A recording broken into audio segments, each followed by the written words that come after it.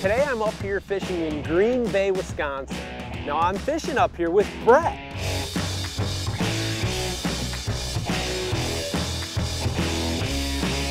Not Brett Favre, but Brett Alexander, and he's just as good as good old Brett Favre.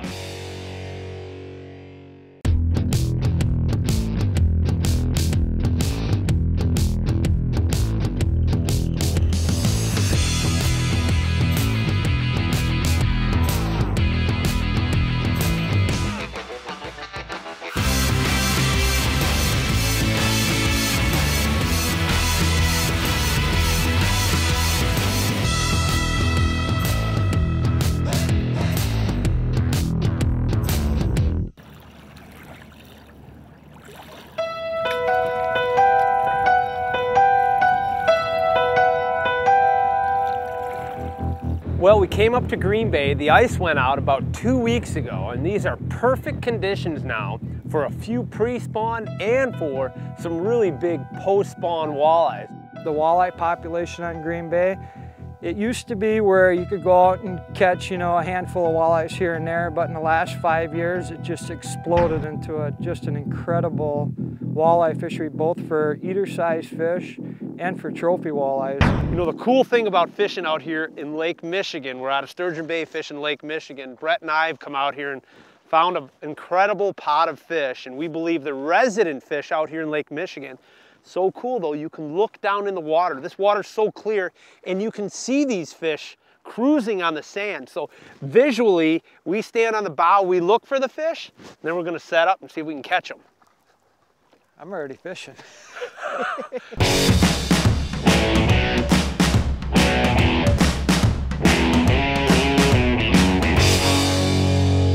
Cool thing is we can see the fish here. We know they're here, just getting out here, first trip of the year for Green Bay. So now what it is, both Brett and I are trying to figure out, it's probably either a timing thing. Green Bay's got gin clear water out here. So sometimes it's the last light or we need a little bit of wind to get them going, or we just got to figure out what they want to eat. So we'll see if they eat the gulp. Ooh, that was interesting. Bump. Unless I hit a rock. Oh, he just turned. The other thing that works when we're out here fishing sometimes is live bait. So we always like to put 1 or 2 minnows out, drop them down, and sometimes on that tough bite, these fish want to eat a live minnow and until the sun drops down a little bit more. There's no wind today or nothing, so. I think that's going to be the option right now. Either that or we take a nap and wait for that sun to go down a little bit, and then they're going to hammer, I guarantee you that. Well, I want to fish. I want to figure out how to catch them, so. Brett, fish. Just put that minnow down. Now, we've been fishing here for about half hour, no bites. Just drop that minnow down. See if I can get him now. Here we go. We're just going to reel real fast like you're saltwater fishing. There he is. Oh, nice. Brett, good fish. Nice, good fish. Good fish. That's what it takes sometimes, is experimenting, trying different things to get these fish to bite. Live bait, artificials, and these are big Great Lakes walleyes here. Here he comes. Right in the middle of the day. You can catch these big fish. Oh, he ate it too. Oh yeah, he did. And that's a nice fish right there. That's not a bad one to start the day, hey Brett? No. That's our first fish of the day. Welcome to Green Bay. Beautiful fish, man. Nice, chunky, healthy fish. Anytime you go fish gin clear water, typically the fish are a little spooky. You have to make a longer cast, use lighter line. So what we did is we moved the boat way off to the side and started firing, making really, really long casts. We dragged some bait, we let it out way behind the back of the boat. So you don't want to fish close to the boat. That's why it's really important to cast really far. That's going to get you a lot more hookups. Got him. Yeah, buddy. I like it. You're on the board. I'm going to grab the net. Here he is, right here. Here he is. Whoa, Betsy. Nice walleye. Here it comes, buddy. Oh, we'll scoop him up in the good old Fravel conservation. Oh, yeah. Nice job, Brett. Here you go, buddy. Great average size fish, aren't they?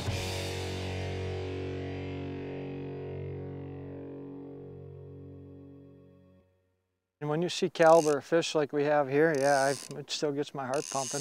Just like deer hunting when you see that giant buck, you know, when you see 10-pound walleyes swimming right below your boat, I think that'd get anybody going.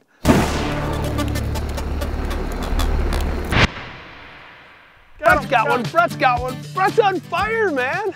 They're starting to bite, Brett. How cool is that? You can actually see these fish eating the bait. That's one of the coolest things I think I ever saw. Spot river walleye fishing is very unique because nobody knows about it, but it's so cool because you're catching them out of the super clear water. Nice job, Brett. Sweet. There he is. Whoa, nice fish, Brett. Oh yeah, that's a heavy fish. Yeah, wow. Nice job jigging out here in Lake Michigan. How cool is that? Sight fishing walleyes in 20 feet of water. You can't get any better than that. That's awesome. Now, traditionally, when you come up here to Green Bay, there's a fantastic trolling bite. But one of my favorite ways to catch them is if you grab yourself a rod and cast a blade bait or a jig and feel that thump on the end of the line and set the hook. That's my favorite way to catch any fish. Going. Oh, good one, Brett. Like the way that rod bent, that's a big one. Another nice one. Oh, there he is. Look at him down there, Brett. Oh, that's a nice fish. Oh, look at that walleye. Oh, man. Yeah. Look at that. Wow. Beautiful fish, aren't they? Just right in the corner of the mouth there. Very simple rig, but it's producing some big fish.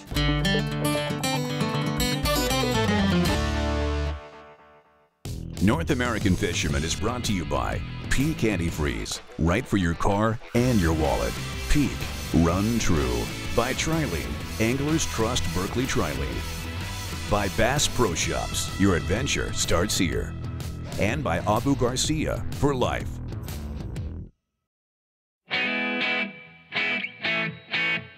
Beautiful fish.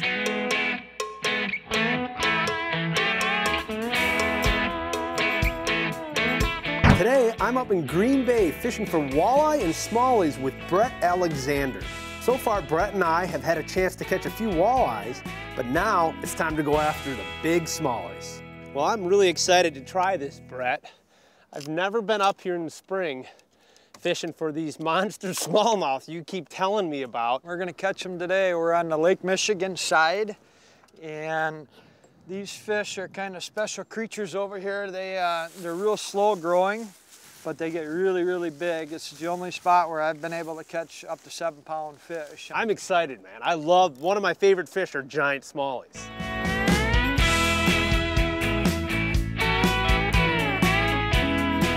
Yeah. Nice job. Well, that's a good one, Brett. 4.5.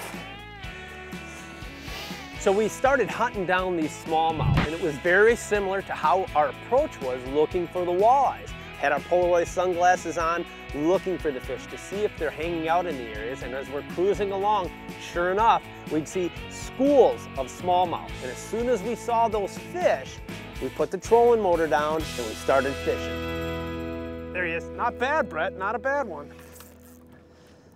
Well, that's a solid fish right there, Brett. Yeah, that's a nice fish, Eric. It's a nice fish. On that jerkbait. Brett's throwing a tube, I'm throwing a jerkbait, and they're hitting both. Look at the way he just ate that bait, Brett. This is a big fish right here, Brett. Yeah, that's a nice size fish, Eric. That fish right there is pushing 4 3/4 on that jerkbait. Beautiful Great Lakes smallmouth. We were spotting all of these fish that had just moved up shallow, up under the sand flats in 2 to 3 feet of water. And we were catching one here and we were catching one there. It wasn't fast and furious, so Brett had suggested that we make a little run and try a different spot.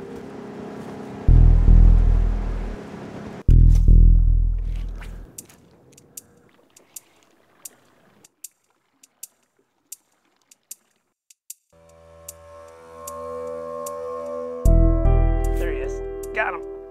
Good one, Brett. Not bad. We'll take him. Nice fish.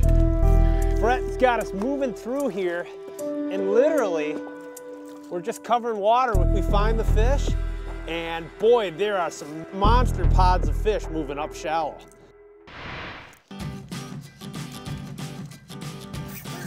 Good one? I think so. There he is, Brett. Oh, gotcha. Got him? Yep. mean, you talk about non-stop action. You want to catch a lot of smallmouth, you come up here to Green Bay. This is a place where you can literally have 100 fish days. Oh, easy there. Man, there you go. You know what's cool about what we're doing today, both Brett and I are using medium action. I've got a Mitchell 300, he's got a Fenwick, and we're just fishing with braid, 10-pound braid, and a fluorocarbon leader. You got some wind blowing here, and that's what you catch, is smallmouth. There he is. Brett's got me on him. Brett's got me on these fish. Big one, Brett. That's a good one back there. Yeah, that looks like a big fish. That's why we came to Green Bay, right there, for one of these big old bronze giant Great Lake smallies. Ooh, Brett, I'm gonna put this one in the Frable, man.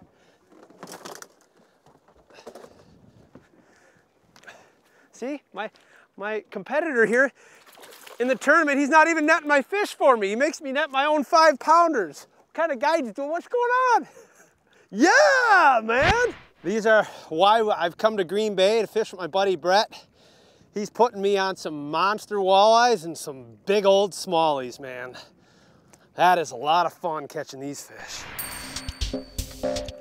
There he is, right here. He followed up right next to the boat. Oh, I got one too, Eric. Man, there are so many smallies in here right now. These fish are pre-spawn. They're coming in staging, getting ready for spawning, so they're gonna target the warmest water they can find, and that's exactly where they were today. One thing about fishing up here on the Lake Michigan side is you can go for miles and miles and miles and not see a smallmouth. They're gonna be in specific spots. A lot of it's gonna depend on water temperature and whatever way the wind is blowing. And 9 times out of 10, those fish, wherever the wind is taking the waves, that's where the fish are gonna be, and that's where they were today. The number of fish that are back here on the Lake Michigan side, that's what's amazing is, you know, we went and caught all those walleyes on the Lake Michigan side of Green Bay, and now we're catching these big smallies. You know, what an untapped fishery you've got here. It's an amazing. Thousands of fish back in here, and hardly anybody fishes back in here, what amazes me.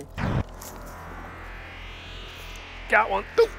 I got one too. Another double, man. How many doubles is this? This is like 10 doubles we've just had. Here comes. I'm gonna grab the net real quick. I'll net yours, buddy. Ooh. Yeah. Here, you wanna come net mine real quick? Sure. Non-stop action, man. Oh man, you talk about catching a lot of smallies here. I think mine's bigger than yours, bud. Oh man. There he is. Oh, here's yours, Eric. Oh, what a tanker. Beautiful. Look at the size of the one you caught, man. Woo! Come to Green Bay for big wallies and big smallies, and you call this guy, Brett Alexander. He will put you on some great multi-species fishing. Thanks a lot for having me, man. This has been one of the best smallmouth trips I've ever had in my life. You can fish my boat anytime. And I will.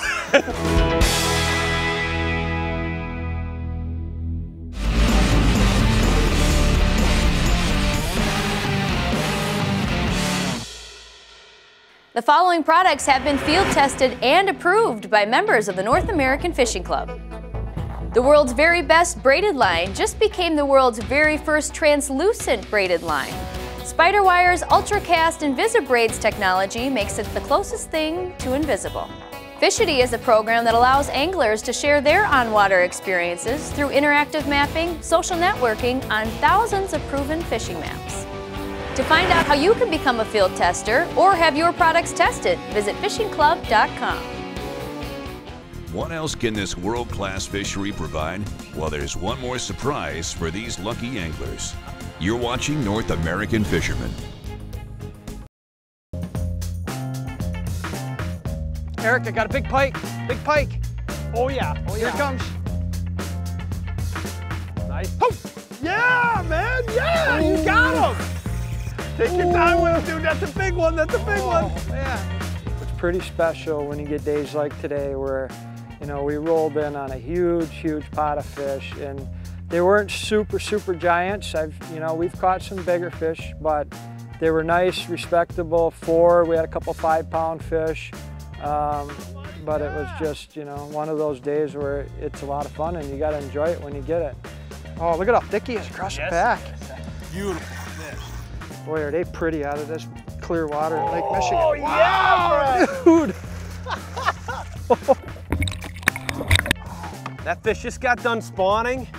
What a great looking fish, man. Wow. This is like saltwater fishing, you know, like the flats. You see the fish, you can cast to them, the smallies, the pike, the walleye. What a great bite up here. I love it.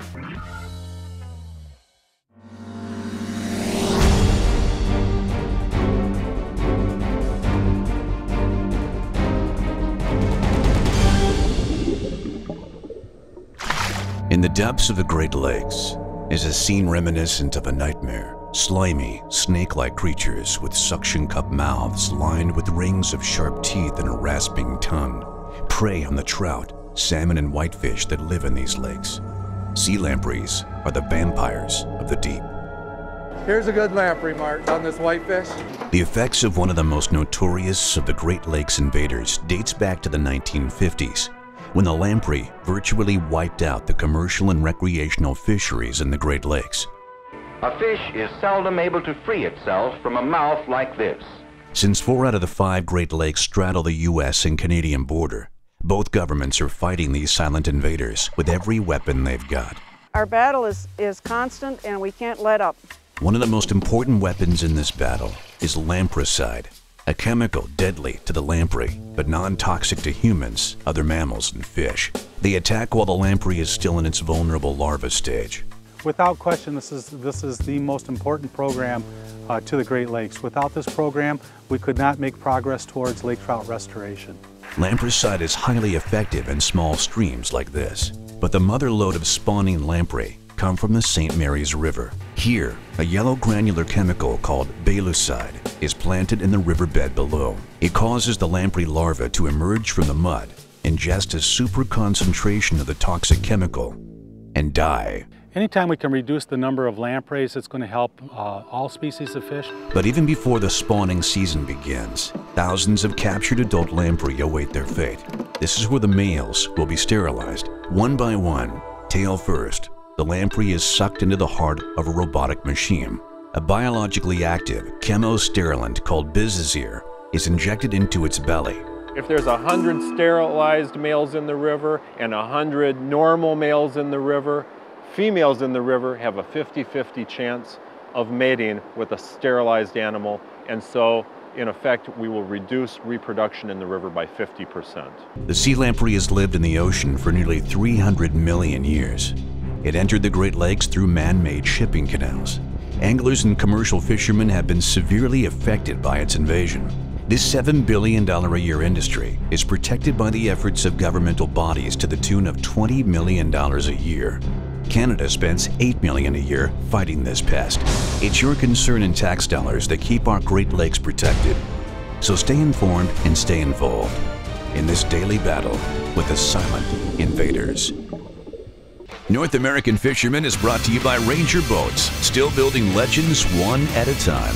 Quebec, providing emotion since 1534. Berkeley Gulp, alive, looks alive, feels alive, tastes alive. And by the North American Fishing Club. Still ahead, the battle that keeps you in knots. And this year, it's personal. Fan favorite Knot Wars continues with its line to lure competition when North American Fisherman returns.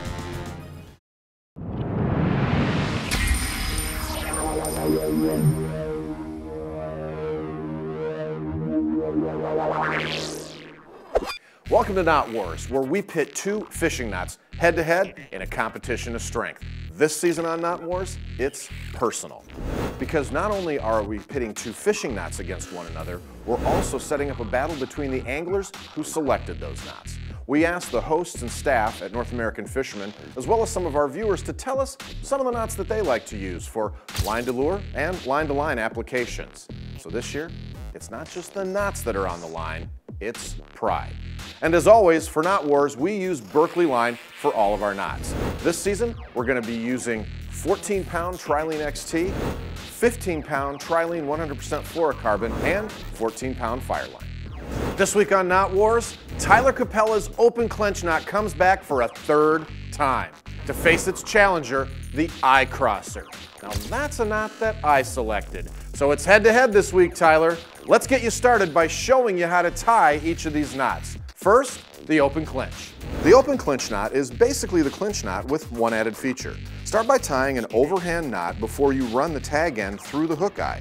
Wrap the tag end up the line 5 times, then run the tag end through the loop in the overhand knot and the loop created by the wrapped tag end. Moisten and draw tight. So there's the open clinch. Now to show you how to tie the knot that I selected, the eye crosser. Run the line through the hook eye twice and back up the main line about 8 inches. Bring the tag end back toward the hook and then wrap it around the parallel lines 2 to 3 times. Finally, moisten and draw tight. And there's the eye crosser. Now I'm ready to go head to head with Tyler. Let's see who's gonna win.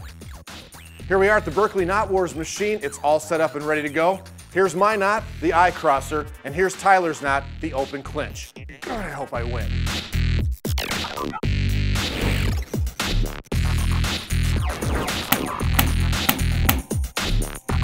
Oh, Tyler's knot won again. 3 weeks in a row. It's an amazing knot. So that means the open clinch is moving on to a 4th week of competition. And its challenger is coming to us from Brad Hadsell. Brad is the executive producer for North American Fisherman TV, and his knot is the San Diego Jam. If you want to know more about any of the knots here on Knot Wars, head on over to our website, or better yet, download the Knot Wars app for your smartphone. Knot Wars, because no good fish story ends with a broken knot.